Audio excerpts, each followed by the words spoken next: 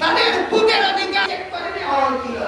সম্মানিত উপস্থিতি, সেই জন্য আমরা বিশ্বাস করি বাংলাদেশ জামাত ইসলামীকে যদি আপনারা সাপোর্ট দেন, আপনারা সহযোগিতা করেন, দাঁড়িপাল্লা প্রতীকে যদি আপনারা ভোট দেন, আমরা বুকে হাত দিয়ে বলতে পারবো জামাত ইসলামী যদি রাষ্ট্র ক্ষমতায় যায়, জামাত ইসলামের প্রার্থী দ্বারা কোনো অন্যায় অবিচার হবে না, অসৎ উপায় অবলম্বন হবে না, দুর্নীতি হবে না, বিদেশে বাংলাদেশের সম্পদ পাচার হবে না ইনশাআল্লাহ। বাংলাদেশের জামাত ইসলামের প্রার্থীরা এবং আব্দুস সালাম আল মাদানীরা তারা আল্লাহর ভয় লালন করার মাধ্যমে তারা জবাবদিহিতার অনুভূতি নিয়ে তারা তাদের দায়িত্ব পালনে তারা ভূমিকা পালন করবে।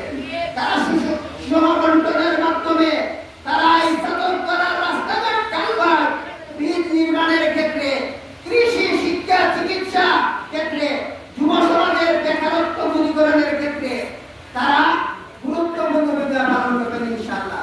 সেই জন্য সম্মানিত উপস্থিতি, আপনাদের কাছে আমি বিনীতভাবে অনুরোধ করব, আপনারা 2026 সালের জাতীয় সংসদ নির্বাচনে আপনারা আল্লাহর উপর ভরসা করে ন্যায় ইনসাফের প্রতি, মানবিক বাংলাদেশের প্রতি দাঁড়িপাল্লা প্রতীকে ভোট দিয়ে আগামী দিনে ইসলাম প্রতিষ্ঠার সংগ্রামে আপনারা ঐক্যবদ্ধ ভূমিকা পালন করবেন ইনশাআল্লাহ।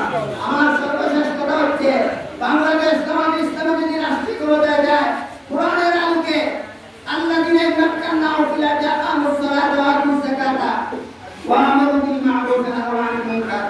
জামাত ইসলামী যদি রাষ্ট্রীয় ক্ষমতায় যায়, তারা নামাজ প্রতিষ্ঠা করবে। সবাই যদি নামাজি হয়ে যায়, বাংলাদেশে আর কোনো চুরি হবে না, ডাকাতি হবে না, কোনো খারাপ কাজ হবে না ইনশাআল্লাহ। সবাই যদি যাকাত দেয়, সঠিকভাবে যাকাত বন্টনের মাধ্যমে দারিদ্র্য বিমোচন করা হবে, সৎ কাজের আদেশ নিশ্চিত করা হবে,